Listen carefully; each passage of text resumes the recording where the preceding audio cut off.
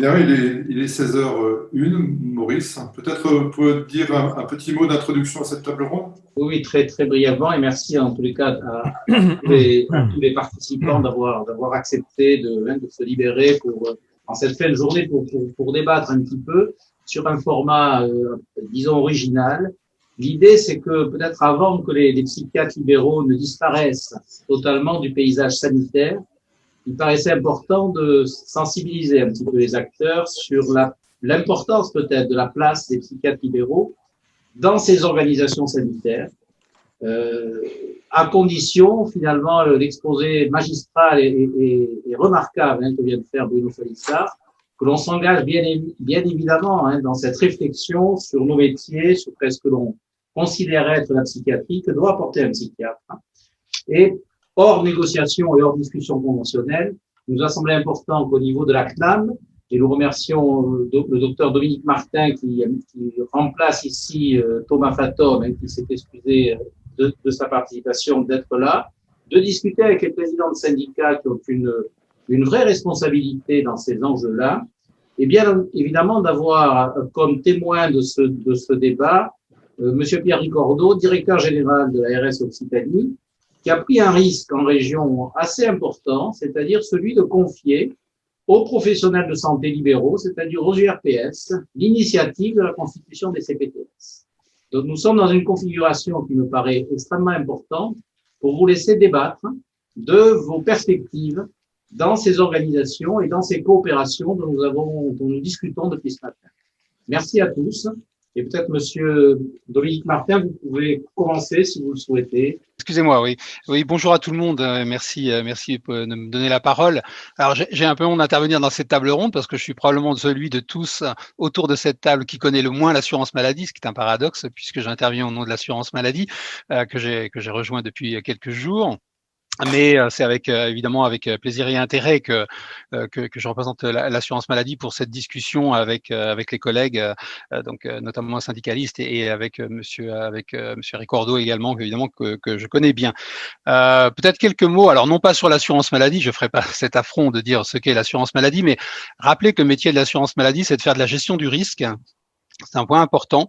La gestion du risque, c'est, pour dire les choses simplement, ça consiste à allier à la fois la recherche des soins de la meilleure qualité possible, la pertinence, ce qu'on appelle la pertinence des soins, et de le faire à des coûts qui soient les plus rationnels possibles, essayer de trouver cet équilibre, pas facile à trouver, avec souvent source de tension entre des soins de qualité et la meilleure allocation possible des ressources.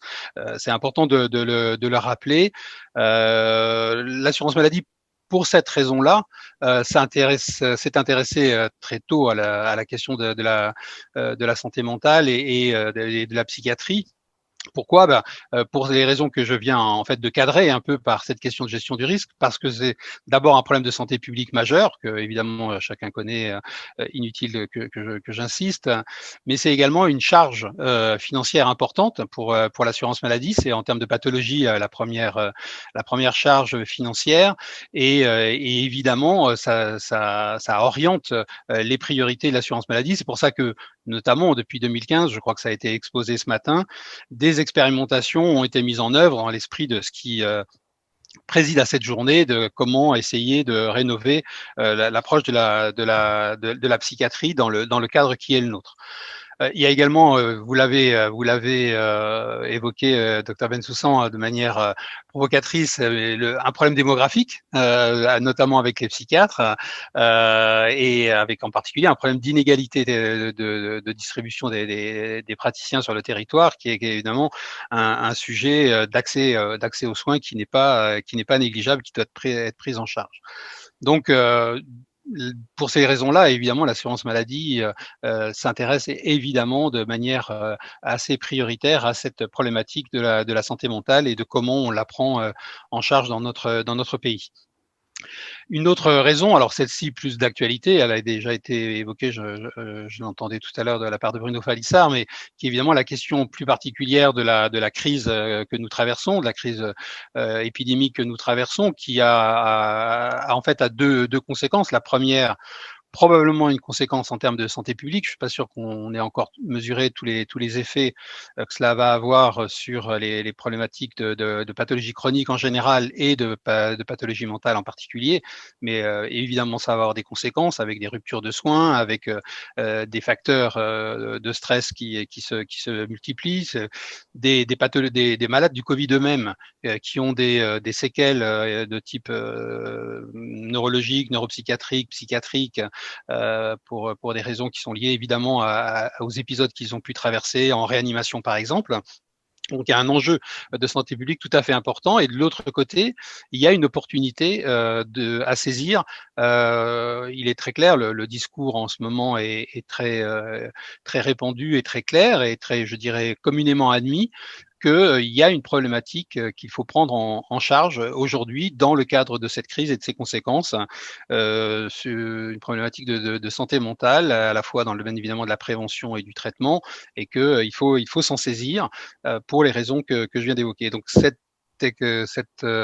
opportunité, elle doit être saisie et c'est bien ce que l'assurance maladie entend faire à sa place et dans le cadre de ses missions, c'est de voir comment elle peut accompagner et à travers des expérimentations, donc celle qui vous a été présentée ce matin, la filière avec les psychologues, mais également dans un travail qui est en cours avec le professeur Bellivier, donc que je vais rencontrer très rapidement, pour accélérer en fait le processus dans le cadre du Ségur, pour trouver des solutions et profiter entre guillemets, hein, profiter de cette opportunité pour faire bouger les lignes sur la prise en charge notamment des actions de nature collective, à partir bien entendu des CPTS, qui est entre autres, hein, qui est un modèle tout à fait intéressant sur lequel on peut s'appuyer, mais également des maisons de santé, des centres de santé.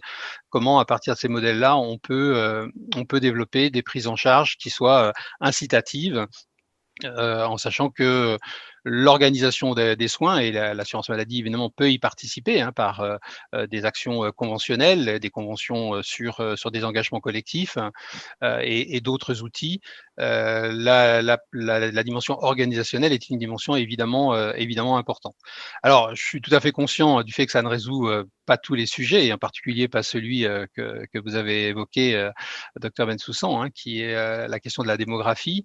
Mais comme Bruno Falissard a pu le dire, hein, il y a aussi besoin d'avoir une réflexion collective. Les choses, sans doute faut-il faire bouger un certain nombre de choses, mais il faut aussi regarder les choses telles qu'elles sont, et d'essayer de trouver des voies qui permettent d'améliorer la prise en charge de nos concitoyens à travers cette approche, ces approches collectives qui existent, hein, et qu'on peut à partir de l'assurance maladie stimuler, développer.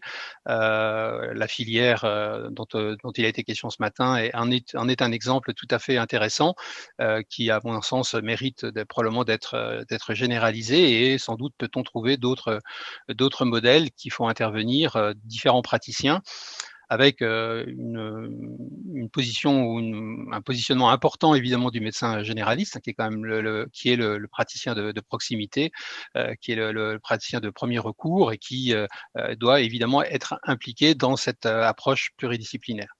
Donc voilà, l'engagement de l'assurance maladie, il est, je le rappelle, je le disais au début, il est pas nouveau, il se réactive aujourd'hui. On est en train de travailler sur ce que nous on appelle la rénovation de la politique de gestion du risque, donc et dans nos priorités.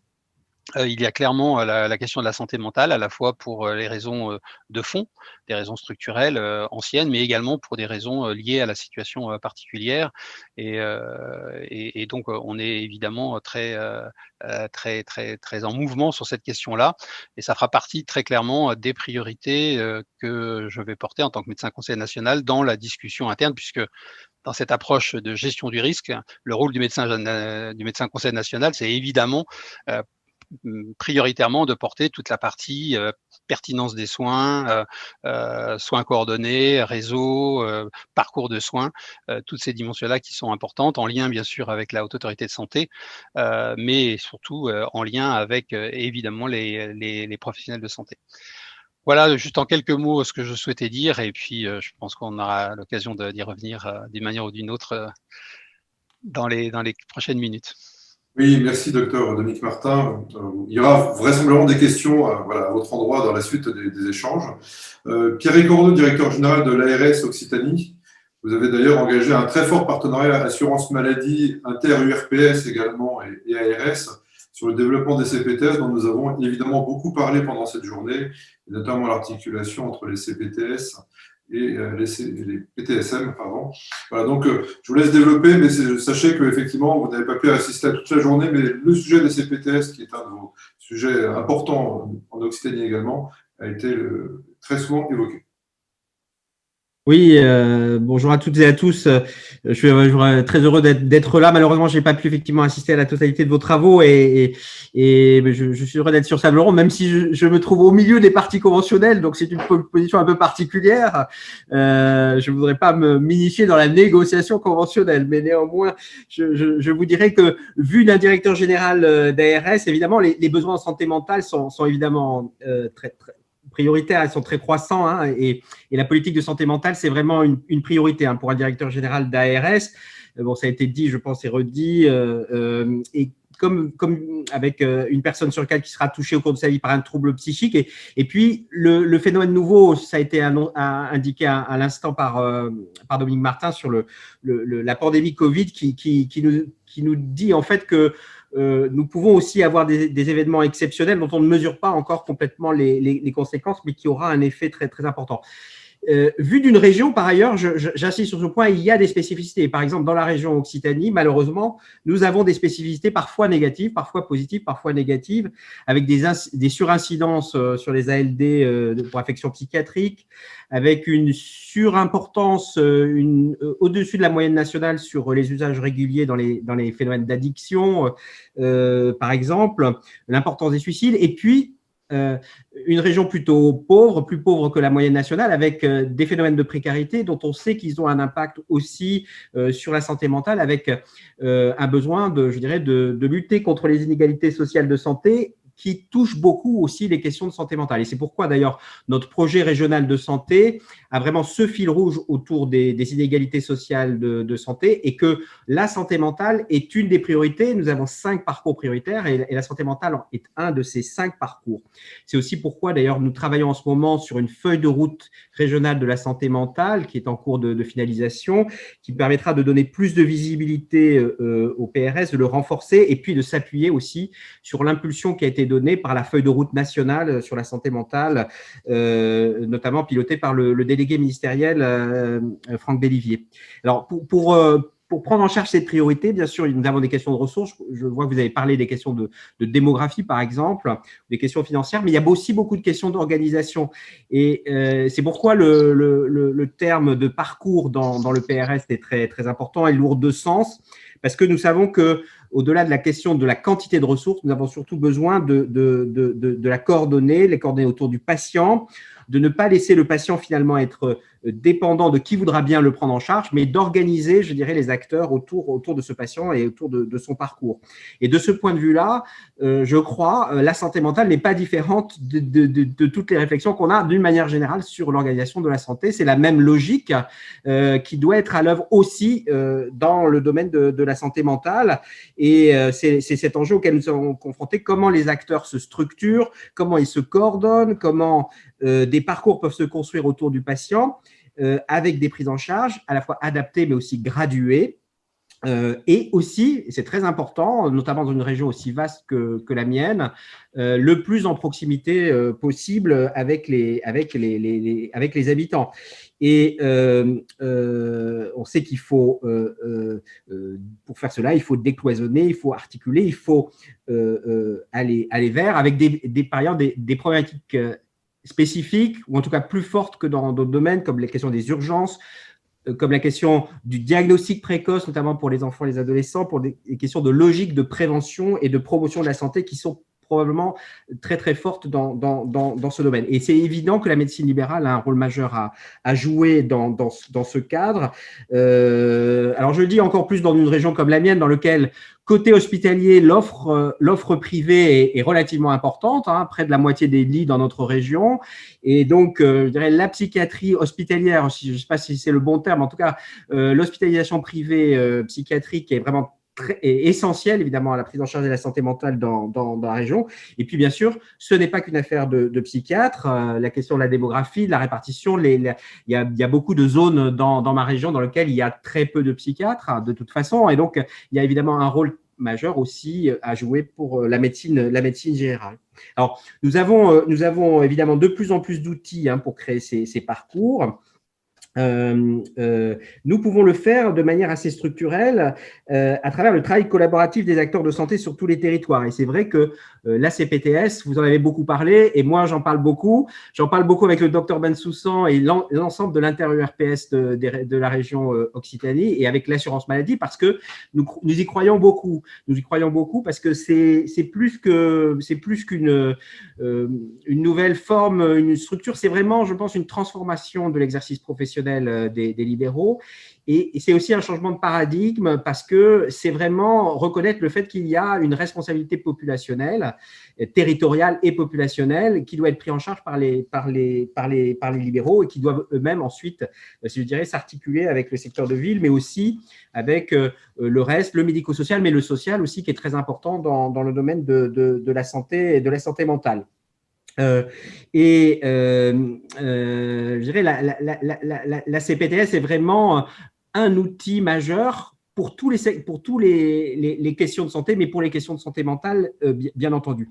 Et puis, à côté je dirais, de ces structures, de ces outils qui vont nous permettre d'améliorer la structuration de l'offre de santé et de rentrer dans cette logique populationnelle, au-delà de la CPTS qui est autour des libéraux, il y a l'ensemble des acteurs du système de santé et donc l'idée du projet territorial. Et ça, c'est le deuxième outil dans le domaine de la santé mentale avec le projet territorial de santé mentale, sur lequel nous sommes très avancés et qui est extrêmement productif, je le crois.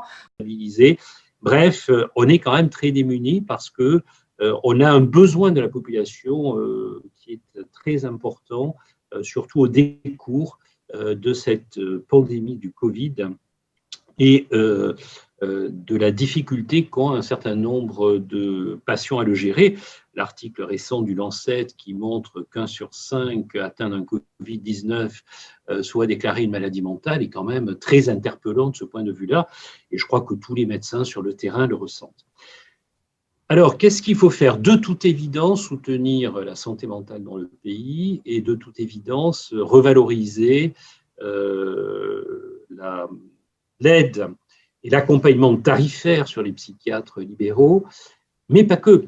Bien sûr, c'est mon rôle en tant que syndicaliste de placer cet objectif-là en numéro 1 de ce que l'on peut porter, y compris dans les négociations conventionnelles. On a vu combien ces négociations se sont mal passées parce que les spécialités cliniques n'ont pas reçu le soutien qu'elles auraient dû avoir. Bien sûr, la médecine générale, qui est la première des spécialités cliniques, mais aussi toutes les autres. Et de ce point de vue-là, je crois qu'il va falloir que le gouvernement mette les moyens nécessaires si on veut résoudre ces problèmes d'accès aux soins dans les territoires, en particulier ceux issus ou engendrés par cette pandémie Covid.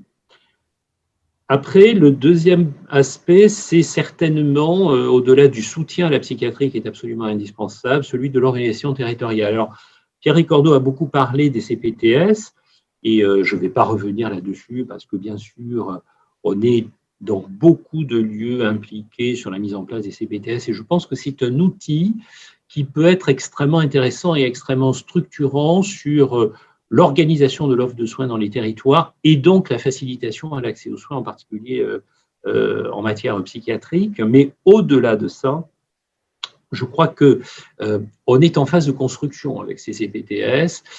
C'est un outil parmi tant d'autres pour essayer de mieux coordonner la prise en charge des acteurs. Je crois qu'il y en a d'autres, et je parlerai en particulier des équipes de soins spécialisées qui doivent pouvoir s'organiser avec les CPTS, et je sais que Franck de Vulder est très attaché à ces équipes de soins spécialisés Et il me semble que nous avons des ponts justement de structuration de l'offre de soins de ville qui aujourd'hui nous manquent. Au-delà de ça, le maître mot de l'organisation dans les territoires sera bien celui de la coordination des acteurs. Je crois que c'est indispensable que les différents acteurs arrivent à se coordonner et arrivent à dialoguer pour prendre en charge les patients au degré et au niveau auquel ils peuvent être pris en charge. Et je crois que de ce point de vue-là, la coordination entre le médecin traitant, le médecin généraliste de proximité, les autres médecins spécialistes qui rencontrent aussi des pathologies psychiatriques sur leurs patients chroniques en particulier, que nous suivons conjointement avec leurs médecins traitants, et le dialogue avec les psychiatres de proximité quand il y en a. Enfin, c'est vrai que nous avons encore cette richesse qui nous permet de le faire, doivent nous permettre de situer la prise en charge et l'expertise de chacun au niveau auquel il doit l'être. Et ça passe obligatoirement par des outils de coordination entre acteurs. La CPT c'en est un, les équipes de soins spécialisés en est un autre. Je pense que le numérique en est un autre, et ne l'oublions pas, en particulier la téléexpertise qui, en lien avec les médecins traitants, doit pouvoir s'articuler dans ces coordinations dans les territoires. Et on a beaucoup de facilité, beaucoup plus de facilité à dialoguer avec le médecin psychiatre qui exerce pas très loin de chez nous, parce qu'on le voit de temps en temps et on suit des patients en commun, qu'avec une structure hospitalière où c'est beaucoup plus compliqué d'accès. Moi, je crois que vraiment la psychiatrie libérale, il faut lui donner toute sa place dans les territoires en articulation avec les autres acteurs pour essayer d'améliorer cet accès aux soins qui vraiment pose problème pour l'ensemble des Français. Et avec le soutien de l'assurance maladie d'un côté, qui jusqu'à présent a beaucoup délaissé les choses sur les spécialités cliniques, et des ARS sur les organisations territoriales, on doit pouvoir, avec ces différents outils réglementaires actuels, améliorer grandement les choses et mieux répondre aux besoins de la population. Merci. Je pense que j'ai à peu près tenu le timing. C'est parfait, docteur. Merci beaucoup. Merci. Docteur Philippe Vermèche, président du SML, qu'on ne présente pas plus d'ailleurs. À vous la parole. Je ne sais pas s'il faut me présenter, mais bon, il est vrai que la crise du Covid a montré au moins qu'il y avait des pathologies psychiatriques en France, à tel point qu'aujourd'hui, même le ministre en parle très régulièrement. Donc, c'est vrai que les pathologies de la santé mentale souffrent d'un problème d'attractivité aujourd'hui. Donc, Jean-Paul Ortiz l'a dit, c'est la deuxième spécialité en termes de nombre après les médecins généralistes. Et en termes de chiffre d'affaires, c'est les gens qui sont en fin de peloton. Et donc, si vous voulez que les patients soient bien pris en charge, il faut qu'on restaure une attractivité à ce secteur de la santé mentale. Et l'attractivité, ça passe en premier par le niveau des honoraires. Aujourd'hui, le C2, consultant, ne peut pas être appliqué à la psychiatrie, étant donné que normalement, c'est un acte unique et pour lequel vous ne pouvez pas revoir le patient dans les 4 mois.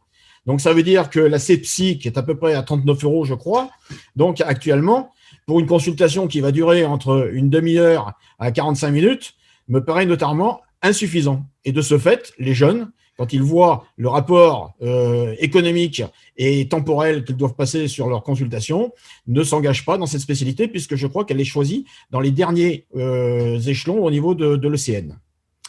Ensuite, la deuxième chose, c'est la coordination. La coordination, vous avez aujourd'hui des psychiatres, des psychologues et l'hôpital. On peut remarquer que les PTSM aujourd'hui sont tous centrés sur l'hôpital, sauf un seul, je crois, le Lot-et-Garonne, il me semble. Donc, à partir de là, ça veut dire que quand même que les psychiatres doivent pouvoir travailler efficacement en rapport avec les psychologues qui doivent être prescrits et évalués, et que l'hôpital, normalement, devrait arriver qu'en 3e recours pour toutes les pathologies lourdes. Parce que la médecine de ville, c'est une médecine efficiente, pertinente et économique. Et elle peut répondre rapidement aux besoins de la population sur 2 axes principaux. Le premier, les pathologies de l'adulte. Alors, avoir un rendez-vous aujourd'hui avec un psychiatre, c'est compliqué et c'est long. Quand vous avez des dépressions qui engagent des arrêts de travail de plusieurs mois aujourd'hui, ça a aussi une conséquence économique sur le pays. Et il est vrai que si ces gens étaient rapidement pris en charge, on aurait peut-être des dépenses et une efficience à en espérer. Ensuite, le deuxième secteur, c'est la pédopsychiatrie. La pédopsychiatrie qui doit faire l'objet d'une attention toute particulière, puisque les pathologies qui s'installent et qui s'installeront dans le temps, il faut qu'elles soient suivies de façon très régulière. Et elles entraîneront de ce fait une économie et une efficience aussi. Il est vrai que vous parlez tous donc, de CPTS, très bien. C'est une organisation du territoire qui se met en place, qui a ses avantages, ses inconvénients aussi par la lourdeur aujourd'hui qu'elle engendre. Par contre, vous travaillez tous aujourd'hui en coordination. Alors, Jean-Paul Ortiz a parlé des équipes de soins spécialisées, mais il y a aussi les équipes de soins primaires sur les maisons de santé pluridisciplinaires notamment. Et il y a les équipes de soins, ce qu'on dit ouvertes, qui est un concept qui est en train de naître, qui permet quand même de s'organiser rapidement sur aujourd'hui la façon de travailler des professionnels de santé sur le terrain. Donc, c'est quelque chose qu'il faut mettre en œuvre et développer. En conclusion, donc, les honoraires sont indécents. Il faut qu'ils soient revalorisés pour augmenter l'attractivité de cette spécialité. L'organisation du parcours de santé mentale, il faut qu'il évite à tout prix l'hospitalisation. Il faut se reposer sur l'exercice ambulatoire qui est actuellement délaissé au profit de l'hôpital. Et ça, c'est quand même un contexte qui dure depuis quelques années et qui ne peut répondre, l'hôpital, qui ne peut répondre à toutes les demandes, puisqu'il faut qu'il se concentre sur les cas lourds. Je vous remercie. Merci, docteur. Ça avait quand même parfois des relents de négociations conventionnelles, vos propos, mais je crois que docteur Dominique Martin a bien compris, et comme vous représentez Thomas Fatome en plus, vous avez à la fois la casquette médicale et la casquette financière. Vous avez pas mal de choses qui s'adressent à vous, me semble-t-il. Alors, nous avons ensuite l'intervention du docteur Jacques Baptistoni qui a animé ce matin une table ronde fort intéressante qui parlait des nouvelles formes d'organisation entre la médecine générale et la psychiatrie, avec la présentation du DSPP qui se fait en Occitanie, d'ailleurs dans le Garonne, et puis avec le docteur professeur Passerieux qui a parlé également du DSPP Yvelines Sud qui s'est développé il y a 20 ans. Docteur Baptistoni, je vous laisse la parole. Merci et bonjour à ceux que je n'ai pas eu l'occasion de saluer pour l'instant. La question qui est posée dans cette table ronde, c'est quelles sont les pistes d'amélioration pour impliquer mieux la médecine libérale dans les organisations en santé mentale et en psychiatrie. Alors, je vais faire court, je vais vous faire 5 préconisations qui, à mon avis, sont celles des médecins généralistes et en tout cas que nous portons pour MG France. La première préconisation, on l'a vu un peu ce matin, c'est reconnaître la place des médecins généralistes dans la prise en charge de la souffrance psychique et de la santé mentale. Et effectivement, la souffrance psychique, c'est quelque chose que nous mesurons régulièrement, je dirais presque, comme je le disais ce matin encore, souvent dans presque chaque consultation, parce que en médecine générale, les choses sont toujours mélangées, parce qu'on prend en charge des patients, moins des pathologies, ou en tout cas, on prend en charge les patients dans leur durée et les pathologies comme elles surviennent. Et souvent, ces caractéristiques de souffrance psychique, elles interviennent à différents moments en fonction des épisodes de vie, notamment des patients. Et nous avons l'habitude, effectivement, de voir des gens qu'on connaît et qu'on suit, par exemple, pour des problématiques de santé somatique, avoir à un moment donné des problèmes de dépression ou des problèmes d'anxiété. Et nous sommes très habitués à ça. Je crois que cette place commence à être reconnue et je suis content de voir que ce matin, ça a été dit assez largement. La deuxième chose, c'est s'appuyer sur un système de santé hiérarchisé et organisé. Et c'est vrai que notre système, il est pas si bien organisé que ça, même si on essaye de l'organiser, parce que souvent, on observe que c'est pas toujours les bonnes personnes qui font les bons actes au bon moment, et que quelquefois on n'utilise pas les bonnes ressources. Parce que aussi, quand je dis hiérarchiser, ça n'enduit pas une hiérarchie entre les valeurs ou entre les personnes, mais ça, c'est simplement une hiérarchisation dans les prises en charge. Et je pense évidemment que le médecin généraliste, le médecin traitant, est d'abord le médecin de premier recours. Et cette hiérarchisation des soins, elle se fait entre premier, second et troisième recours. Ça permet de s'y retrouver, ça permet aussi de savoir qui fait quoi dans ce système. Il faut ne pas oublier pour autant que le médecin généraliste, c'est aussi celui de la synthèse et celui de la continuité, dont je parlais en parlant de patients pris en compte dans la durée. La 3e chose, c'est décloisonner les prises en charge. Alors, en disant ça, j'ai un peu l'impression de parler de la langue de bois, mais on voit bien quand même que, et en psychiatrie, c'est peut-être l'exemple le plus flagrant, qu'on a d'un côté l'hôpital qui communique peu ou pas facilement avec nous, des prises en charge en ville avec des professionnels de santé libéraux qui sont des psychiatres libéraux, des médecins généralistes libéraux, et que tout ça, les passerelles entre eux sont difficiles. Je soulignais ce matin un point important, c'est aussi la mauvaise prise en charge sur le plan somatique des malades suivis en psychiatrie, que nous avons, dont des patientèles que nous connaissons souvent depuis des années et dont nous voyons bien que le recours aux soins, et notamment le recours aux médecins généralistes, est peu fréquent et entraîne des prises en charge parfois de mauvaise qualité, simplement parce que ces patients ont pris l'habitude de gérer la totalité de leurs soins dans un cadre institutionnel et ne font plus appel au système libéral. Et je pense que c'est très dommage. La 4e préconisation, c'est de développer partout les outils d'une bonne prise en charge. Alors, ces outils, c'est des outils dont on a parlé ce matin. Et là, on a des pistes extrêmement novatrices, notamment à travers la prescription de soins par un psychologue, parce que le médecin généraliste, pour prendre en charge des patients présentant des pathologies qui ne sont pas des pathologies graves, il s'agit pas, on ne parle pas de troubles psychotiques, mais on parle de choses qui sont extrêmement fréquentes en médecine générale, comme les troubles anxieux et les troubles dépressifs. L'obstacle pour nous, c'est souvent de donner aux patients le temps nécessaire pour exprimer leur souffrance et pour pouvoir travailler sur cette souffrance. Et ça, la coopération avec un psychologue prescrit, un psychologue libéral, prescrit par un médecin généraliste traitant, c'est quelque chose d'extrêmement intéressant. Je crois que cette dimension-là, on voit bien qu'elle s'est mise en œuvre dans quelques régions, quelques départements. Il faut vraiment veiller, et là je m'adresse aussi à Dominique Martin en disant ça, il faudra veiller à la développer rapidement et monter en charge rapidement. Parce que très vite, il va apparaître une inégalité entre les territoires avec des gens qui vont pouvoir bénéficier d'une prise en charge renforcée, parce qu'on sait très bien que soigner quelqu'un qui est déprimé, c'est souvent lui donner des antidépresseurs, mais c'est aussi pouvoir l'écouter et lui donner le temps de cette écoute que le médecin généraliste a en partie, mais qui doit pouvoir associer à un temps de psychologue.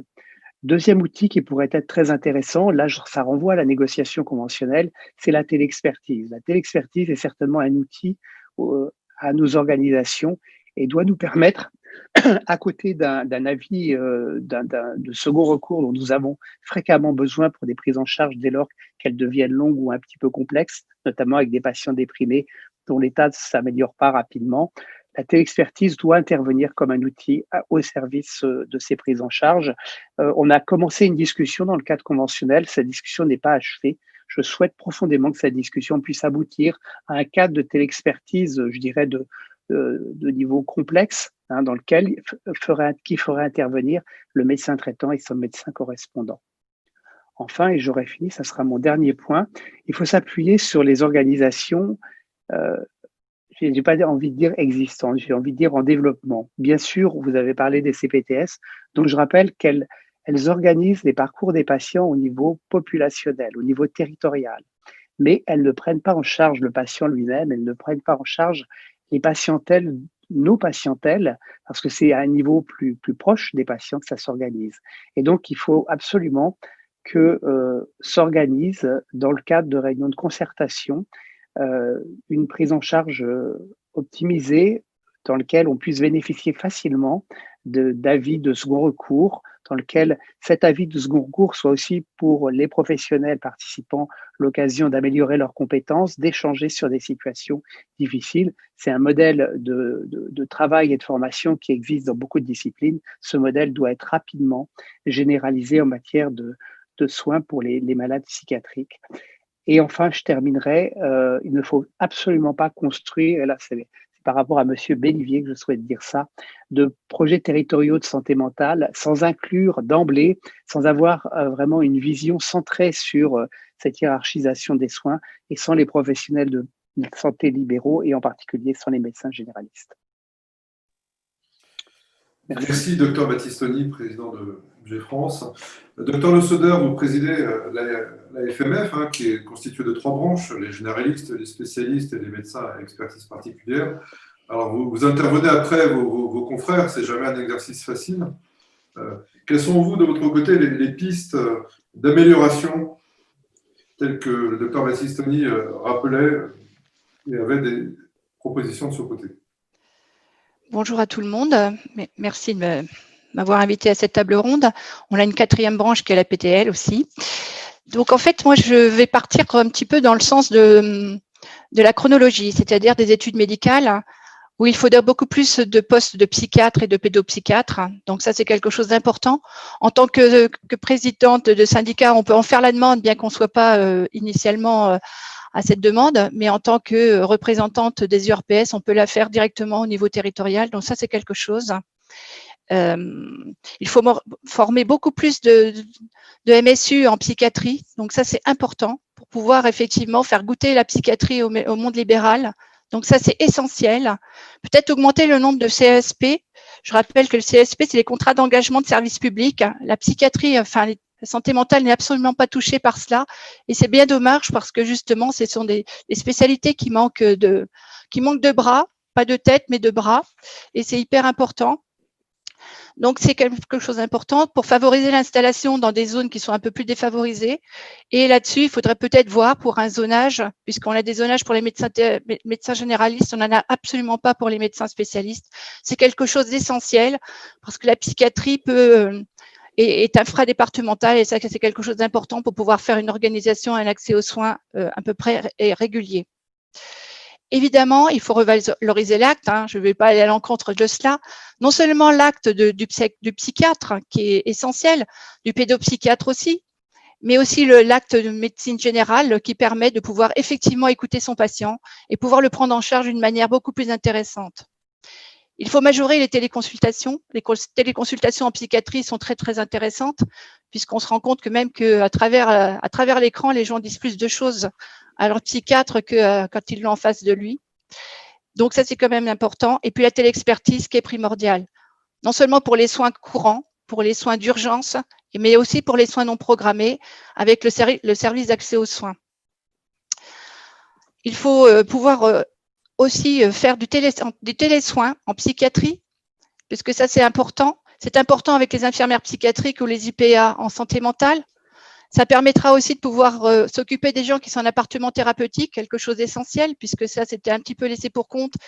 Et ça permet aussi donc d'avoir l'intérêt de pouvoir avoir un médecin généraliste qui s'occupe de la tête du patient, mais aussi de son corps, parce qu'en santé mentale, on parle beaucoup des soins de santé mentale, mais on ignore et on délaisse un petit peu le côté corporel et autres de l'être humain. Et l'être humain est un ensemble qui est à la fois un esprit et un corps, donc c'est quelque chose d'important à prendre en charge.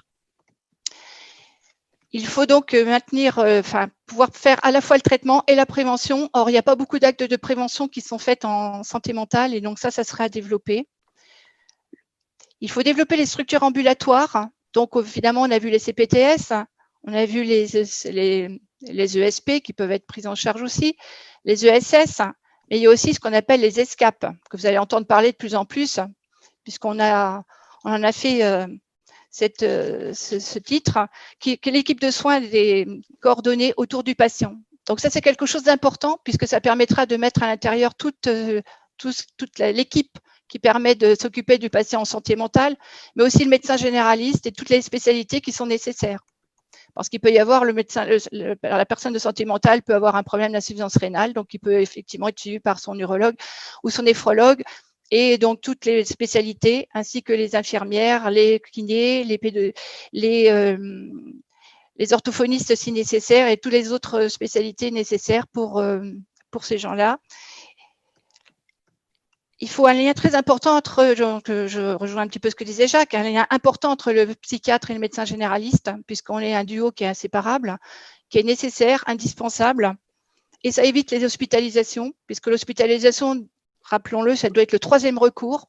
En médecine libérale, on a tout ce qu'il faut pour pouvoir suivre en dehors des cas graves hein, ou de nécessité parce que la personne est agitée ou nécessite une hospitalisation indispensable, mais ça permet d'éviter les hospitalisations. Et par ailleurs aussi, il faut pouvoir avoir un système qui nous permet d'hospitaliser les gens, parce que là, on a d'énormes problèmes aussi pour pouvoir trouver des lits en hospitalisation quand on a une nécessité de pouvoir hospitaliser les gens. Il faut éviter les ruptures de soins. Donc ça, vraiment, les ruptures de soins, c'est important. Et on le voit actuellement avec le Covid, hein, puisque on voit tous les gens qui ont une augmentation de la précarité. La précarité, c'est aussi beaucoup de problèmes de santé mentale, avec tous les SDF, où on voit que beaucoup de SDF sont des psychotiques qui ne sont pas tout à fait traités ou des schizophrènes qui ont arrêté leur traitement. On voit tous ces gens avec cette précarité qui fait qu'ils ne se soignent pas. Et c'est bien dommage qu'ils ne puissent pas se soigner. Enfin, je reviendrai sur la santé mentale de l'enfant. La pédopsychiatrie qui est vraiment un parent pauvre. Et c'est quand même une catastrophe alors que c'est l'éducation même et l'avenir même de notre France qui passe à travers les enfants, que la pédopsychiatrie soit aussi délaissée. Donc elle est à développer.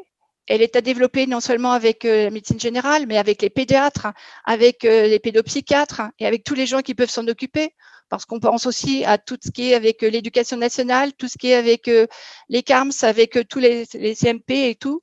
Et donc, ça, c'est quelque chose d'important pour permettre à la fois à l'enfant une prise en charge très rapide, une prise en charge efficace, et puis une scolarisation inclusive ou autre si nécessaire, et éviter ainsi une addictologie qui est de plus en plus prégnante chez l'enfant et chez l'adolescent, et une déperdition avec des gens qui partent vraiment qui pourraient être pris en charge pour pouvoir avoir une vie, je dirais entre guillemets normale, mais une vie beaucoup plus équilibrée pour eux, et qui partent malheureusement en live avec après une difficulté à pouvoir être saisis. Et donc, pour nous, c'est quelque chose d'important. Voilà les choses que je voulais dire un petit peu pour dire tout le travail qu'il y a à faire, mais tout le travail qui est en cours actuellement. Et je remercie Maurice et tout ce qui est fait actuellement, aussi bien au niveau local qu'au niveau national, pour pouvoir prendre en charge de plus en plus, avec les moyens du bord malheureusement.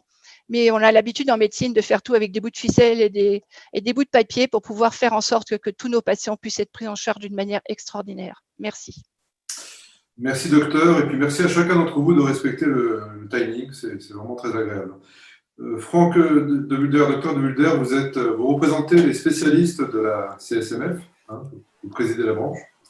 À vous la parole, et puis, excusez-moi, je fais une petite aparté pour les spectateurs, les intervenants. C'est à l'issue de l'intervention du docteur de Mulder que vous pourrez aussi intervenir, questionner, et j'appelle à la concision compte tenu du fait que nous avons 35 minutes restantes. Voilà. Docteur de Mulder, à vous la parole. Alors bonjour à tous et à tous ceux que j'ai pas vus. J'avais un petit problème de connexion au début, donc j'ai pas pu vous saluer. Donc merci à Maurice en particulier de nous avoir conviés à ce temps d'échange qui est ô combien important. Important parce que quand je me remémore l'été dernier, on était à l'aune des négociations conventionnelles dont on sait aujourd'hui que c'est un échec cuisant. Mais à l'époque, nous avions les uns les autres des réunions bipartites avec le directeur général de l'assurance maladie tout fraîchement nommé, qui nous avait fait l'honneur d'ailleurs de venir à nos universités d'été. Et lors de ce temps d'échange, une des spécialités et une des problématiques qui était la sienne, c'était celle de la psychiatrie. Et puis, c'était celle de la psychiatrie avec un regard particulier qu'on pourrait qualifier on parle beaucoup de virage ambulatoire, mais celle de la prise en charge de ce virage ambulatoire, de ce virage libéral de la psychiatrie. Depuis, et pour préparer moi cette intervention, j'ai interrogé de ci, de là mes confrères psychiatres, syndiqués ou non syndiqués, et qui m'ont dit, tu sais, la psychiatrie, ça a changé. Et ça a beaucoup changé, parce qu'aujourd'hui, les patients lourds, on les prend de plus en plus en ambulatoire, on l'a dit les uns les autres. On les prend de plus en plus en ville. On est nombreux, on l'a répété, vous êtes 11 000, je crois, quasiment psychiatres, et presque 6 500 d'entre vous exercent en libéral ou majoritairement en libéral. Donc c'est une grosse spécialité, c'est la deuxième spécialité derrière la spécialité en médecine générale. Et pourtant, on a de fortes raisons de s'inquiéter, parce que quand on regarde les chiffres, on a tous reçu dans nos boîtes aux lettres, pas plus tard qu'hier, la dernière plaquette de la CARMF. Quand on la compare aux chiffres de l'adresse, sont les mêmes, c'est-à-dire que la psychiatrie, il reste plus grand monde derrière vous en termes tarifaires. Alors je sais que il y a peut-être pas que la tarification, il y a peut-être pas que les honoraires. Néanmoins, quand on va croiser ça avec les derniers résultats des classements à l'ECN, si mes chiffres sont les bons, vous êtes choisi en 40e position sur 44 spécialités. Il en reste plus beaucoup derrière vous. Et donc, ça, c'est, à mes yeux, je trouve que c'est un vrai souci. La nation a besoin de vous au plus haut niveau et chacun en a parfaitement conscience et c'est pas le projet de commission nationale en psychiatrie à la main de la DGOS qui naît ces jours-ci qui témoignerait du contraire. Donc on a tous besoin de la psychiatrie. C'est pas l'effet Covid avec Jean-Paul Ortiz le rappelait tout à l'heure, quoi, les effets délétères. J'entendais ça ce matin sur la radio en venant travailler, qui inquiètent et qui ont de quoi inquiéter. Et c'est pas les mesures de confinement successives qui mettent en difficulté les uns et les autres, et pas que pour des raisons économiques. Mais on sait bien qu'on est à l'aube d'une crise économique et sociale sans précédent, avec toutes les conséquences que vous allez être interpellés. Et donc finalement, les attentes principales sont comment répondre à cet afflux et cette prise en charge plus importante de patients chaque jour plus nombreux en psychiatrie, en ambulatoire. Comment répondre dans une certaine urgence. Je me souviens des discussions avec Thomas Fatome sur ce point, en disant on a un souci, c'est que les psychiatres ont beau être 11 000, les uns les autres, vous le disiez, ma pratique quotidienne m'amène à avoir peu de relations directes professionnelles avec les psychiatres parce que je suis gastro-entérologue et j'en vois pas beaucoup de patients en psy directement. Mais j'entendais Jacques-Baptiste Tony, j'entends Corinne de Soder, j'entends Luc Dicanel, j'entends Philippe Vermersch, j'entends mes confrères généralistes qui me disent mais nous, quand on a un patient qui nécessite une prise en charge spécialisée en psychiatrie, c'est pas si simple. Et donc, il faut se donner les moyens. Et les uns les autres, on le dit. On a beaucoup travaillé lors de ces négociations conventionnelles sur le soin non programmé. Où sont les psychiatres? Je dirais même plus largement, où sont les médecins spécialistes dans ce fameux soin non programmé. Si on ne se donne pas de moyens, on n'y arrivera pas. Il faut donner aux médecins une envie de s'organiser et puis un intérêt à agir. Ils ont envie de accompagner la télexpertise, vous en parliez tout à l'heure. C'est un élément tellement fondamental. Et pour autant, par crainte excessive, la télexpertise a été tuée dans l'œuf. Quand on voit les niveaux de tarification 5, 12, 20 euros pour des telles expertises complètes, mais comment peut-on ne serait-ce qu'évoquer le mot expertise sur ce plan? Alors, je ne passerai pas sur tout l'aspect qui concerne la pédopsychiatrie, mais on voit bien que il faut faire découvrir plus avant cette spécialité dont la France a besoin. Vraiment, c'est important. Il faut s'inquiéter de ce classement de votre spécialité à l'ECN qui témoigne, si on a besoin, d'un moindre engouement pour une spécialité, alors qu'on a besoin de vous. Et ça, il faut faire rêver. Et donc, pour faire rêver, on ne vend pas du rêve comme ça au hasard. Il faut faire connaître déjà, parce que c'est un exercice qui est différent de nombre d'exercices en médecine. Et donc, il faut développer des stages, il faut développer des maîtrises de stage. Je ne crois pas au caractère obligatoire, parce que la contrainte, ça aboutit jamais à des choses. Mais il faut ouvrir l'esprit sur ce plan. Et puis, il faut montrer que la psychiatrie moderne et la psychiatrie d'aujourd'hui, ça se fait de façon coordonnée. Alors, on entend le mot CPTS. On n'a rien contre les uns les autres, cette organisation que sont les CPTS. Mais je rejoins là Jacques-Baptiste Tony sur ce plan. Quand Jacques-Baptiste Tony nous dit la CPTS, ça n'assure pas la prise en charge. C'est une structure qui coordonne et chacun a la prise en charge. Et moi, je pense qu'il y a les CPTS, certainement, mais sur des territoires qui sont le plus souvent relativement restreints. Et puis, il y a d'autres modes d'organisation, les équipes de soins primaires. Et puis, Jean-Paul en parlait tout à l'heure, les équipes de soins spécialisées, où j'ai un véritable engouement pour ces structurations qui, à mes yeux, est départementale ou supradépartementale. Et à mes yeux, elle a plusieurs qualités. La première, c'est que on croit les uns les autres, et je crois beaucoup à la coordination entre tous. entre spécialistes et généralistes, entre médecins et autres professionnels de santé, entre privés et publics. Arrêtons de penser que il faut opposer les systèmes les uns aux autres. On a besoin de tout le monde. Et ben, une équipe de soins spécialisés, de par la loi, c'est une ou plusieurs spécialités de différents exercices qui se regroupent au service d'eux. Et là, je pense que, et c'est ce que me disaient mes confrères psychiatres avec qui j'en discutais pas plus tard qu'hier soir, il y a certainement une carte à jouer, et ça va pas contre les CPTS. Au contraire, ça apporte du lien aux CPTS, ça fait marcher les CPTS. L'équipe de soins spécialisés sur un territoire donné de psychiatrie va travailler avec une, deux, trois, les X CPTS nécessaires. Ça, c'est dans le volet plutôt organisationnel. Je pense aussi que dans le volet organisationnel, on a défendu ça pendant le Ségur, et on était nombreux à défendre ça, qui est celui du statut unique du médecin. Et ça concerne tous les médecins, y compris, et j'ai presque envie de dire plus vous que d'autres, parce que à vous entendre et à vous regarder travailler, eh ben, c'est le patient qui est le curseur. Et il va passer le plus souvent aujourd'hui, par chance, d'une prise en charge de ville, une prise en charge en ambulatoire qui est très efficiente, et puis de temps en temps, eh ben, sa maladie va évoluer et ça nécessitera peut-être un séjour dans une structure adaptée. Et donc avoir la possibilité d'évoluer vers un statut unique et donner cette liberté-là, et c'est dans le sens liberté qu'il faut la donner, je pense qu'il faut y travailler. Et puis enfin, on l'a dit les uns les autres, quoi.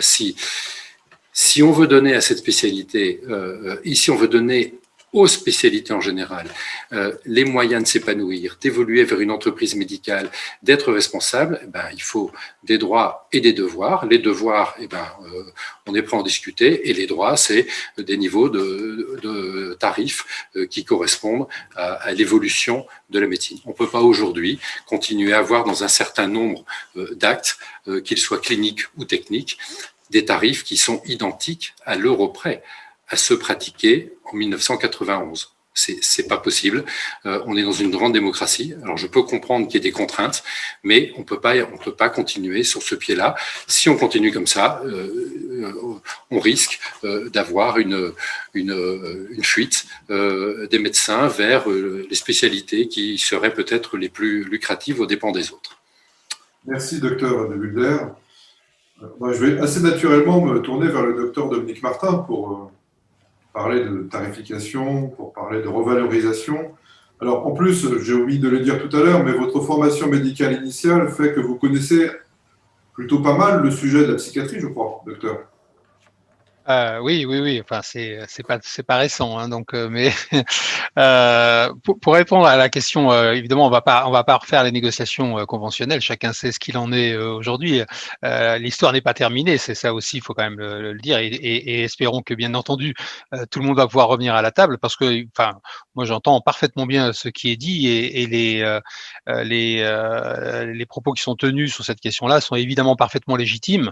Après, voilà, il y a une négociation, il y a une discussion, et comme toute négociation, il y a des temps un peu plus difficiles que d'autres, mais le propre d'une négociation, c'est de finir par aboutir, et je ne peux que évidemment souhaiter que les choses finissent par aboutir, parce que il est clairement évident, ça a été rappelé notamment sur l'attractivité, on le voit bien dans les classements de la psychiatrie, et c'est pas récent. Alors là, pour le coup, je me souviens, donc c'est pas d'hier, que l'attractivité de la psychiatrie est souvent discutée, alors que c'est une spécialité, on vient de le rappeler, tout à fait fondamentale.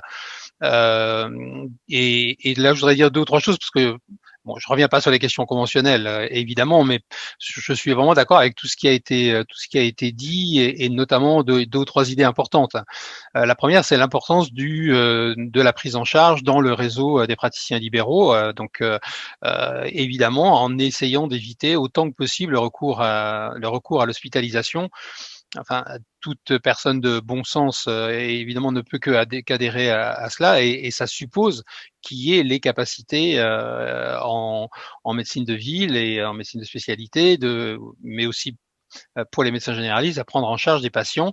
D'abord parce que la psychiatrie, enfin la santé mentale, c'est une variété de pathologies extrêmement large, comme chacun sait. Des pathologies anxio-dépressives sont évidemment bien mieux prises en charge en ville que à l'hôpital, et qu'il y a tout intérêt à éviter la chronicisation, à éviter que les choses ne se compliquent pour conduire in fine à une hospitalisation pour un traitement antidépresseur à l'hôpital qui est jamais, enfin pas jamais, mais qui est en tout cas une solution qu'il faut éviter à tout prix. Donc cette idée que il faut savoir compter sur le réseau des praticiens libéraux est évidemment un point important. Le deuxième point qui a été évoqué, enfin, vraiment de multiples façons et à juste titre, c'est la question centrale de la coordination entre les praticiens. Je suis tout à fait d'accord pour dire que les CPTS, c'est d'abord une structuration globale et que ça ne résume pas et que ça ne traduit pas d'ailleurs la question de la prise en charge, qu'il y a bien d'autres choses qui doivent être entre guillemets croisées avec cette organisation territoriale, qu'elle mérite d'exister et de pouvoir être financée, stimulée, etc. Donc, il faut bien sûr s'appuyer sur cette organisation-là, mais il y a d'autres approches qui sont évidemment importantes, qui doivent être combinées, notamment avec les CPTS, mais avec d'autres organisations éventuellement, d'autres approches en termes de parcours de soins, par exemple, et l'expérimentation avec les généralistes, psychologues et psychiatres est tout à fait intéressante de ce point de vue-là, et évidemment, ça a été dit, sa généralisation sera, je l'espère, pendant des temps relativement raisonnables. Je pense que c'est évidemment tout à fait souhaitable, même si ça suppose de regarder les choses évidemment avec attention, savoir s'appuyer sur des outils, des évaluations, etc., qui sont bien sûr nécessaires. Et donc voilà, moi le fait qu'il y ait plusieurs modalités d'approche et pas une seule, qu'il y ait des adaptations, qu'elles soient territoriales, qu'elles soient liées au type de pathologie, au type de pratique des uns ou des autres, est évidemment un signe, un gage de richesse et d'adaptabilité à des situations qui le nécessitent. Enfin, je voudrais terminer sur un point, c'est bien sûr on peut faire beaucoup de critiques à l'action publique en la matière, et je suis tout à fait évidemment prêt à l'entendre. Je voudrais quand même signaler, le professeur Bellivier est présent, je crois, signaler que la nomination d'un délégué ministériel à la santé mentale est quand même et à la psychiatrie, je crois que c'est ça votre titre, professeur, qui est vraiment une très bonne initiative. Je fais remarquer d'ailleurs que elle n'est pas, sauf erreur de ma part, c'est pas un poste qui est à la DGOS, donc ça n'est pas hospitalo-centré, c'est bien une approche plus santé publique et très transversale qui a été souhaitée et qui est un signe de la volonté politique et de la volonté des pouvoirs publics d'avancer sur ce champ. Un signe et également évidemment un moyen tout à fait fondamental, et j'ai évoqué le fait que l'assurance maladie ait travaillé avec le délégué ministériel et que c'est un élément important, et cette interaction entre le niveau central et l'assurance maladie évidemment est quelque chose qui est utile. Mais voilà, moi encore une fois, j'entends ce qui a été dit et je suis vraiment absolument d'accord avec l'essentiel de ce qui a été rappelé, et notamment la question qui reste quand même au cœur du sujet, qui est la relation entre un praticien et son patient, et comment tout ça peut s'intégrer dans des dispositifs qui sont des dispositifs ouverts, coordonnés, et comment nous, Assurance Maladie, on peut les porter et leur permettre de se développer. Merci, docteur. Alors, j'ai fait venir à la table digitale un des participants, le docteur Sofer. Vous pouvez peut-être vous présenter 2 minutes, très, très, très vite, et surtout avoir une question ou une observation courte qui permettra aux autres intervenants de poser d'autres questions. Docteur Sofer, à vous la parole. Excusez-moi, c'est une question qui s'adresse à tous les participants. Je me disais, on parle d'un afflux massif éventuel, ce qui n'est pas impossible. Certains n'est pas exclu suite à ce qui se passe avec la crise Covid. Ce matin et dans la journée, on a parlé des relations avec les psychologues. On a parlé des nouveaux intervenants, les infirmières en fatigue avancée. Je me disais, et ça fait un moment que c'est une question qui se pose, le problème qui s'est posé avec les ophtalmos a été en partie résolue avec des organisations qui leur a permis d'avoir des orthoptistes, me semble-t-il, mais je connais pas bien ce sujet, salariés avec une délégation d'actes que les orthoptistes, je vois que Jean-Paul Ortiz opine de la tête, donc je ne dois pas trop me tromper. Et je me disais que ce genre de modèle pourrait tout à fait permettre à des psychiatres, avec des psychologues, des infirmiers en pratique avancée, de s'organiser pour déléguer une partie des tâches peut-être, déléguer une partie du travail. Alors certains des confrères sont foudrage parce que ça veut dire déléguer aussi une partie des psychothérapies, mais bon, pourquoi pas. En tout cas, moi, ce qui m'intéresse, c'est que du coup, les psychothérapies seraient, à mon avis, encadrées, parce que c'est quand même le psychiatre qui reste responsable de ce qui s'y passe et de comment ça se passe. Donc, pas de problème en termes de profession réglementée, etc. Et du coup, je me dis, mais bon sang, est-ce que là, on n'y a pas une inspiration qui permettrait de nous aider à solutionner nos problèmes. Voilà. Alors, merci, docteur Sofer. Qui veut répondre à cette… Oui, je veux bien intervenir par rapport à ce qui vient d'être dit. Alors, effectivement, effectivement, le modèle des orthoptistes, il est intéressant parce que on a connu les problèmes d'accès aux soins en ophtalmologie avec des durées de rendez-vous extrêmement longues, qui s'est nettement améliorée avec la mise en place de ces systèmes avec des orthoptistes qui travaillent sous la responsabilité et par délégation avec les ophtalmos. En général, d'ailleurs, avec un statut libéral, une cotation spécifique ou avec un statut salarié. Ça dépend des modèles. Je crois qu'il faut travailler sur les deux modèles. Je crois que la spécialité de psychiatrie aujourd'hui a un défi à relever qui est celui de l'accès aux soins dans les différents territoires.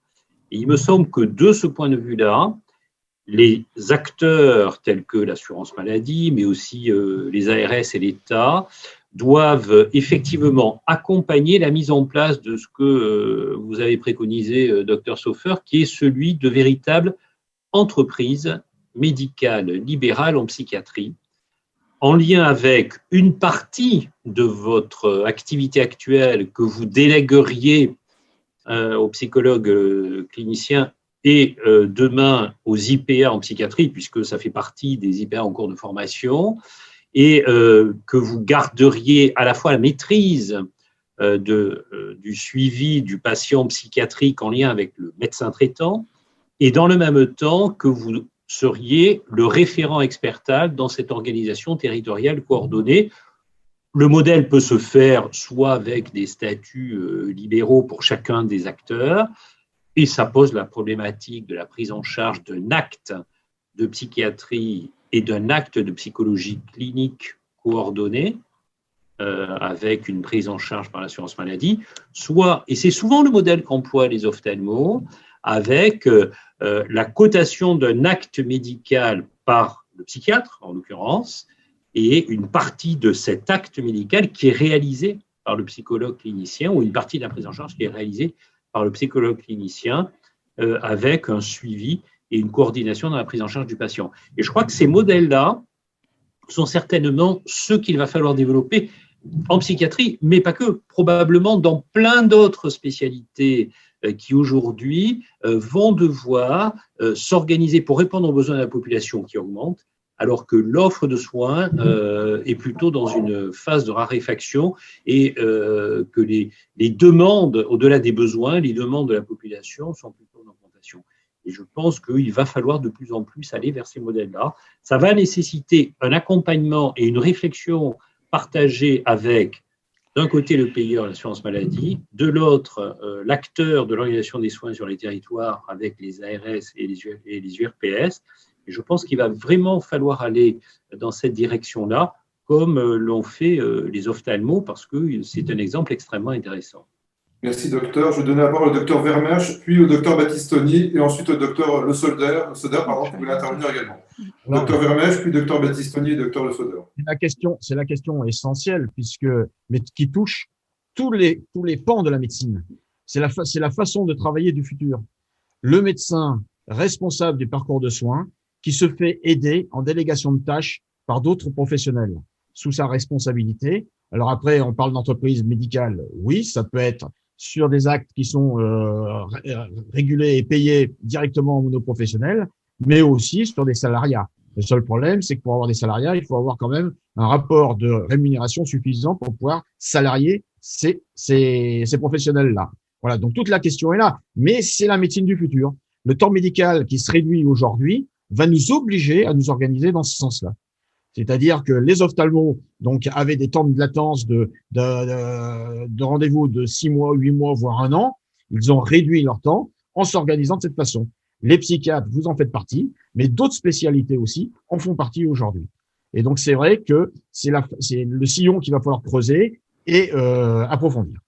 Merci, docteur Vermèche. Docteur Battistoni. Oui, pour une fois, je vais parler de ce que je fais personnellement. Je pense que c'est pas toujours à partir de son expérience qu'on construit un système de santé, mais ça illustre le propos. Je travaille dans une maison de santé où en fait on bénéficie d'un financement collectif dans le cadre de l'exercice coordonné financé par l'assurance maladie, mais on est sur des sites différents. Et on fonctionne avec des réunions de concertation pluriprofessionnelles régulières, c'est d'ailleurs prévu dans l'accord conventionnel. Et il est vrai que la plupart de ces réunions touchent évidemment des problématiques à la fois somatiques, mais aussi des problématiques psychologiques, voire même psychiatriques, qui nous amènent d'ailleurs de temps en temps à demander l'intervention de psychiatres. Hein. Et cette année, par exemple, on a fait une formation sur les troubles, les problématiques des enfants qui étaient confrontés à la violence, et notamment des violences sexuelles. Et on a fait venir ainsi une pédopsychiatre et d'ailleurs aussi une représentante de la police, une assistante sociale de la police. Voilà, on fonctionne en fait dans des réunions comme ça avec une psychologue, parce qu'il se trouve que sur le territoire de notre maison de santé, il y a une psychologue. Cette psychologue-là, elle participe à nos réunions, elle donne son éclairage de psychologue. Ça nous a permis aussi d'améliorer peut-être un petit peu notre analyse des situations. On travaille aussi avec des infirmières azalées et on collabore avec elles pour la prise en charge de nos patients. Et dans ces prises en charge, il y a évidemment aussi et très souvent une dimension psychologique. Donc, on a ainsi à la fois une expertise, mais aussi une prise en charge coordonnée où on a différents acteurs et je crois qu'on améliore effectivement l'offre de soins dans tout ça. Et par rapport aux psychologues, on s'est trouvé, par rapport à la crise Covid, avec un certain nombre de demandes pour lesquelles on n'avait pas de solution, ou en tout cas, on avait l'impression qu'il fallait aller plus loin dans la prise en charge. Et donc, il ne faut pas le dire, parce qu'on a utilisé l'argent de la dotation de la MSP pour financer un temps, je ne devrais pas le signaler comme ça, mais un temps avec quelques consultations de psychologues, parce que ça nous paraissait important de pouvoir prolonger la prise en charge de certains patients dans ce cadre-là. Voilà. C'est un exemple, mais je pense que cet exemple, il est assez facilement transposable dans pas mal d'endroits. Merci, docteur. Docteur Le Soder, et puis ensuite, je donnerai la parole au docteur Bensoussan. Oui, ce que je voulais dire, c'était que il faut en fait faire un système coordonné, parce qu'en fait, derrière tout problème de santé mentale, il y a aussi un problème, et puis il peut y avoir des problèmes physiques. Donc, faire attention de ne pas cloisonner, puisque vous vouliez décloisonner tout cela, pas faire attention de cloisonner et de pouvoir recentrer sur la personne en elle-même qui est un tout et qui n'est pas que en gynéco, on n'est pas qu'une paire de mamelles et un utérus, et donc en psychiatrie, on n'est pas qu'une tête, on est aussi un corps. Et donc tout ça, c'est hyper important. Il faut que chaque professionnel de santé ou de la santé, puisque les psychologues ne sont pas professionnels de santé, soit dans leur champ de compétences, que chacun garde son champ de compétences. Et ça, c'est hyper important, puisque en fait, c'est l'alpha et l'oméga d'un traitement qui soit efficace, qui soit efficient, et que chacun y trouve son compte, et le patient en premier. Faire attention aussi à comment sont rémunérées les personnes. Puisqu'en fait, on s'est quand même rendu compte que les psychologues étaient presque plus payés que les psychiatres dans certaines expérimentations, et c'est quand même pas très logique. Mais que l'ensemble de la coordination passe pas automatiquement, peut-être, subordination, pourquoi pas, d'être entrepreneur, pourquoi pas. Moi, je suis simple médecin et c'est vrai que travailler en coordination avec toutes les personnes qui peuvent être d'un très grand recours au niveau de mon patient, qui choisit d'ailleurs, qui a besoin de son choix qui est quelque chose d'indispensable, de pouvoir choisir ses professionnels. soit impérativement respecté. Et je pense que c'est très important, cette coordination et cette espèce de transversalité à travers toutes les spécialités et toutes les professions, mais en même temps que chacun garde son champ de compétences pour pouvoir amener au mieux le traitement et la prise en charge de notre patient. Merci, docteur. Je vais lire une remarque du chat qui va dans le sens de vos premières parties de vos propos.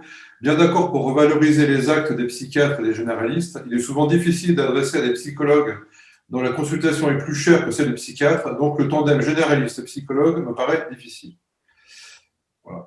Alors, et puis, une autre remarque, comme médecin généraliste, alors la première personne, c'était inconnu, cette fois-ci c'est Marie-Hélène Certain, comme médecin généraliste, nous avons besoin de plusieurs ressources, psychologues accessibles, avis psychiatre si nécessaire, mais aussi ressources de santé pour aider à la résolution de problématiques complexes, y compris sociales et médico-sociales sur le territoire, donc lien avec la cité. Le modèle présenté par Angèle ce matin, donc de l'Institut Montaigne, est intéressant à ce point de vue. Voilà. Docteur Bensoussan, et je donne ensuite la parole au docteur De Vulder. Il nous reste 10 minutes à peine pour respecter l'horaire. Voilà, donc j'appelle à votre concision. Oui, enfin, très rapidement. C'est assez rare. Il y a donc une forme de consensus qui se dégage des échanges des différents syndicats, ce qui est quand même assez rare pour être souligné. Ça n'est pas unique, mais c'est rare. Donc c'est de bon augure. Et je crois qu'on a identifié, en tous les cas dans cette journée, de vrais leviers, de vraies pistes d'amélioration. L'intervention, qui n'est pas un hasard, de Bruno Falissard sur ce qu'il proposait de très structurant et qui va à l'encontre des pétitions de principe sur un des pans de la psychiatrie et non des moindres, est extrêmement important et s'applique bien évidemment à notre discipline. Donc on voit bien comment la question des parcours est essentielle et comment il a été possible de construire une première pierre indispensable pour sortir d'un dogme ou de précédents plans de santé ou de précédents repères, mais qui sont des évolutions de l'histoire et sociétale.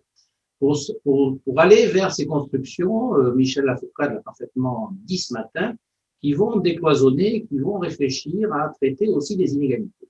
Donc on a besoin de réfléchir au niveau des parcours, on a besoin d'associer les compétences. Il y a un paradoxe que c'est quand on exerce la psychiatrie avec une pratique libérale, eh bien, on ne travaille pas avec des psychologues, par exemple. On travaille difficilement avec des infirmiers parce que c'est juste des surveillances qui sont précieuses, mais qui ne permettent pas d'aller au cœur de ce que va faire un infirmier dans un service de psychiatrie. Il est temps qu'on puisse, si l'on veut vraiment avoir cette idée d'une politique qui s'ouvre vers la ville et qui va dans le sens des partenariats ville-hôpital, qui va dans le sens d'une offre populationnelle, travailler sur ces parcours. Donc, se rendre compte, et l'expérimentation de l'ACNA avec sa rigueur méthodologique et la simplicité d'aboutissement n'a pas été du tout simple à écrire, n'a pas été du tout simple à faire, elle a été d'une haute complexité. On arrive aujourd'hui à une forme assez simple, donc c'est très très important, elle est repérante. Elle trace des collaborations de premier niveau, indispensables, sur un périmètre aussi que l'on a pu définir. Ce n'était pas simple non plus à définir. Il reste aujourd'hui ce chemin à définir, et ça a été tracé par vos différentes interventions, pour le psychiatre libéral, c'est-à-dire c'est bien sûr un pan de son activité de développer le principe des soins partagés, de développer le principe des échanges collaboratifs. Un autre point, c'est de voir comment ce psychiatre libéral va s'articuler avec le reste de la psychiatrie et du champ de la psychiatrie pour permettre justement de maintenir le patient dans la cité, au plus près de son domicile, au plus près de la société, avec des mesures ou non de réhabilitation psychosociale, qui même si les premiers modèles sont centrés sur l'hôpital, on bénéficie à s'étendre dans la ville. Donc on a à travailler sur des coopérations possibles, donc on a bénéficié nous d'une expérimentation et c'est très bien, on va voir ce qu'elle va donner, sur déjà le fait de collaborer entre psychiatres et psychologues. Ça sera complémentaire de médecins généralistes, psychologues, psychiatres, et aussi entre psychiatres et IPA, sans aucun doute, dans ce que les IPA pourront apporter au CPTS. On a, et ça rejoint la discussion que je partage sur les équipes de soins spécialisés, les équipes de soins primaires, enfin les CPTS, tout ça, on est parti pour intégrer ces choses-là. Dans ce qu'on porte en Occitanie sur les URPS, on a petit à petit, à l'intérieur de l'URPS, avancé qu'il ne pouvait pas y avoir de CPTS si l'on n'embarquait pas le second recours. Donc, comme c'est pas spontané, et comme non plus les volontés sont pas spontanées, on a un peu imposé, pour que les dossiers soient corrects, qu'il y ait un échelon de second recours, c'est-à-dire comment on commence à tracer un parcours de soins médical. Alors, il y aura une forme CPTS, il y aura une forme équipe de soins, peu importe. On voit où sont les besoins. Nos échanges aujourd'hui montrent bien aujourd'hui ce qu'on attend, là où il faut avoir des actions précises pour améliorer l'accès aux soins des concitoyens. Alors, je trouve que c'est très, très important et que le socle est donné pour qu'on puisse avancer. Il y a une relative urgence. 25% des psychiatres qui exercent en libéral dans le pays sont à la retraite. Merci Maurice. Je vais lui donner la parole au docteur De Vulder et ensuite à Pierre Cordeau, pendant chacun 1 minute à 2 minutes si possible. Je suis désolé de vous contraindre autant. Voilà. Docteur De Vulder. Oui, merci. Je pense qu'on touche là, et l'intervention de Maurice Bensoussan, on en a déjà parlé maintes et maintes fois, Maurice, ensemble, à la coordination, au parcours.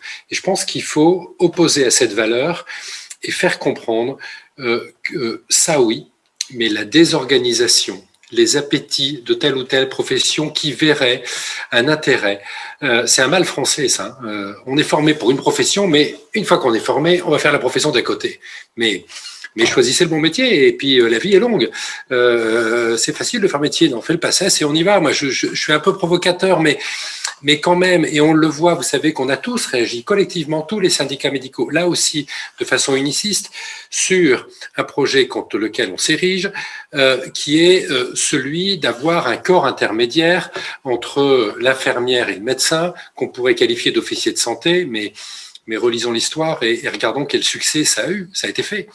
Et ben, je pense qu'il faut travailler sur la coordination, le respect des uns et des autres, la liberté des uns et des autres, dans des structures différentes, parce que chacun va adapter les structures à son territoire, à la façon dont exercent les uns et les autres, et que ça s'appelle CPTS pour les uns, équipe de soins spécialisés, même si c'est des concepts très différents, ou d'équipe de soins primaires, ou de toute autre coordination. Mais aujourd'hui, je ne suis pas psychiatre, mais il me semble tellement logique que le diagnostic d'une maladie mentale relève du médecin formé pour ceci, que le choix de la thérapeutique et d'options thérapeutiques et de la conduite à tenir relève de sa compétence, et qu'il fasse appel à différents outils, à différentes collaborations dans lesquelles chacun va trouver sa raison d'être, plutôt que de se dire moi demain, j'espère choquer personne, mais moi demain, psychologue, je vais à la fois faire le diagnostic, la thérapeutique et le psychiatre, j'en ai pas besoin. Mais dans ces cas-là, on va pousser le bouchon un peu loin, et je pense que, alors que la qualité doit être au cœur de l'évolution de notre système de santé, on va perdre en qualité si on fait ça. Donc coordination et travail en commun, mais dans le respect des uns et des autres, et sans vouloir forcément aller bouffer dans l'assiette du voisin. Merci, Dr. Vulder. Pierre Cordeau. Oui, peut-être juste pour dire, moi, ce qui m'a frappé, alors, il y a bien sûr eu dans le débat des revendications parfaitement légitimes, et moi, sur lequel je ne vais pas rentrer sur les questions de tarification et de rémunération, mais au-delà de ça, ce qui me frappe quand même, c'est quand même, comme le disait le Dr. Bensoussan, quand même un relatif consensus, et d'ailleurs qu'on retrouve pas que sur la santé mentale, autour de cette idée que il faut plus travailler tout seul, il faut pas travailler uniquement autour de son patient, mais il faut essayer de coordonner les différentes compétences, les faire travailler ensemble et autour du patient avec un projet de santé. Alors, moi, je suis pas un fétichiste de la CPTS, et la CPTS, c'est très important, et les équipes de soins primaires, les équipes de soins spécialisés également, etc. Mais je veux dire, il y aura pas une CPTS qui sera identique à une autre. La CPTS, c'est un cadre, mais c'est les professionnels qui vont s'entendre eux-mêmes, avec simplement cette idée qu'ils vont travailler autour du besoin du territoire et des besoins de la population, et ils vont s'organiser entre eux. Et peut-être qu'à certains endroits, ils seront capables justement de trouver que c'est adapté de faire des délégations de tâches sur telle chose. Ça ne sera pas le cas dans un autre. Et donc, il y aura probablement des formes différentes, mais le socle est le même. Et il me semble que dans la discussion qu'on a eue aujourd'hui, c'était assez consensuel, cette idée du parcours autour du patient, et que il y a plusieurs intervenants qui se coordonnent autour du patient. Et dans la santé mentale, on a les acteurs de santé, mais on sait aussi qu'il y a d'autres acteurs que les acteurs de santé qui jouent un rôle important. Et donc, c'est pour ça aussi que moi, j'insiste sur le PTSM, parce qu'il permet d'aller un petit peu plus loin que les seuls acteurs de santé. Mais ce qui me frappe, c'est quand même qu'il y a plutôt un consensus là-dessus, et que d'une certaine façon, il y a une envie de faire, et que chacun peut le faire. Le cadre juridique, il est là, mais il est pas écrit d'en haut, il sera écrit par les professionnels eux-mêmes.